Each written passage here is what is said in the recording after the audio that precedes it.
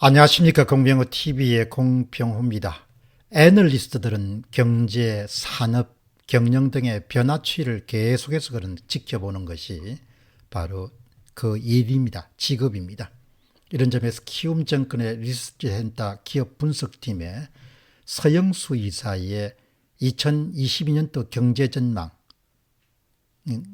주요 내용을 한번 살펴보도록 하겠습니다. 아마 이 내용도 적극적으로 나온 것이 아니고 신간을 쓰면서 아마 신간과 관련된 그런 인터뷰를 가진 것으로 알고 있습니다. 핵심이 아주 우리가 한번 눈여겨볼 만한 그런 내용을 잘 정리해 두었습니다. 2분기 기준으로 세계 주요국 국내 총생산 GDP 대비 가계부채가 가장 많은 나라가 한국이다.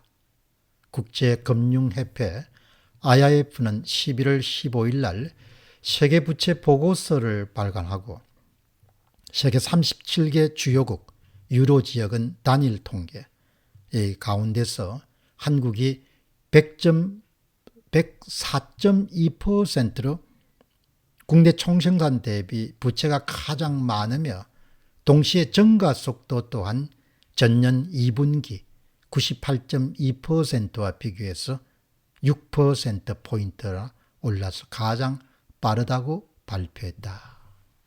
그런데 서영수 키움증권 리서치센터의 기업 분석팀 이사는 최근 내놓은 저서 2022 피할 수 없는 부채 위기에서 국제금융협회의 가계부채 추계치가 상당히 낮게 평가된 과소추정치임을 강조한 바가 있다.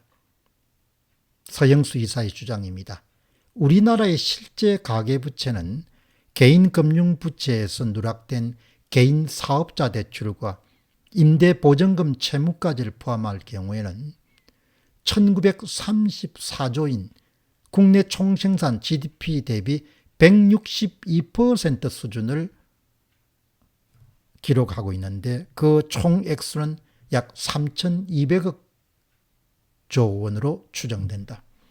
이대로 가게 되면 2023년도에는 약 4천조 정도에 이를 것으로 전망된다. 한마디로 한국의 가계부채가 공식적으로 알려진 수치보다도 굉장히 높다는 이야기입니다. 다시 주장이 계속됩니다. 가계부채가 4천억 정도까지 늘어나게 되면 그것은 산술적으로 보더라도 국내 총생산 GDP 대비해서 200%가 된다는 건데 지금까지 어느 선진국도 이렇게 가계부채가 늘어난 적이 없었다. 그런데 더 큰 문제는 가계의 부채질이 나쁘다는 것이다. 현재 상황은 2007년도 미국에서 발생한 서브프라임 모기지 사태와 비교해 보면 대출 구성에서 우리가 이자만 내는 대출이 80에서 90%를 차지하는 데 비해서 당시 미국의 경우에는 50%다. 그러니까 우리가 훨씬 더 상황이 어렵다는 것이죠. 전문가들은 빠르면 2022년도 말부터 늦으면 2023년부터 금리 인상이 본격화될 것을 보는데 그러나 서영수 이사의 생각은 6개월 이상 빨라질 것이다. 이렇게 보고 있는 것입니다. 미국이 금리를 가파르게 올리면 우리도 매달릴 듯 올릴 가능성이 높고 그럴 경우에는 글로벌 유동성에 미치는 충격이 대단히 클 것이고 가장 약한 고리가 아마 한국 경제가 아닐까라고 생각한다. 이렇게 이제 주장하는 겁니다. 그런데 여러분들 이 부분이 아주 중요합니다.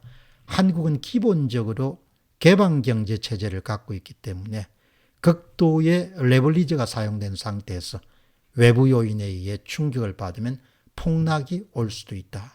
이 극도의 레버리지란 것은 부채를 많이 끌어다 쓴 거죠. 일반인이 좀 오해하는 부분이 있는데 대출 규제를 강화하면 서민이 힘들어질 것이라고 다들 생각하는데 현실이 조금 다르다. 가계부채의 상당 부분은 자산가나 고소득층이나 고신용자가 갖고 있다. 문제는 이들이 자기 능력에 비해서 너무 많은 부채를 갖고 있다는 점이고 대출 규제를 했을 때 가장 피해를 보는 것도 이들이다. 실제 취약계층 대출은 은행 기준으로 3%가 최대지 않는다. 투자금이 줄면서 많이 올라간 종목들이 약세를 보일 가능성이 대단히 높고, 확실한 것은 변동성이 대단히 크다는 사실이고, 자산시장에서 폭락 가능성도 열어둬야 된다. 결국 실물 가치는 하락하고 현금 가치는 올라갈 것이다. 그때 원화보다도 달러화 자산의 가치가 더 올라갈 테니까 인플레이션을 해지할 수 있는 자산 중심으로 포트폴리오를 짜면 좋을 것이다.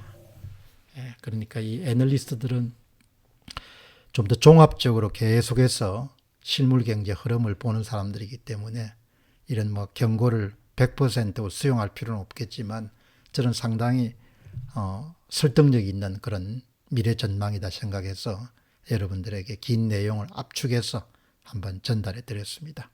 공병호 TV의 공병호였습니다. 감사합니다.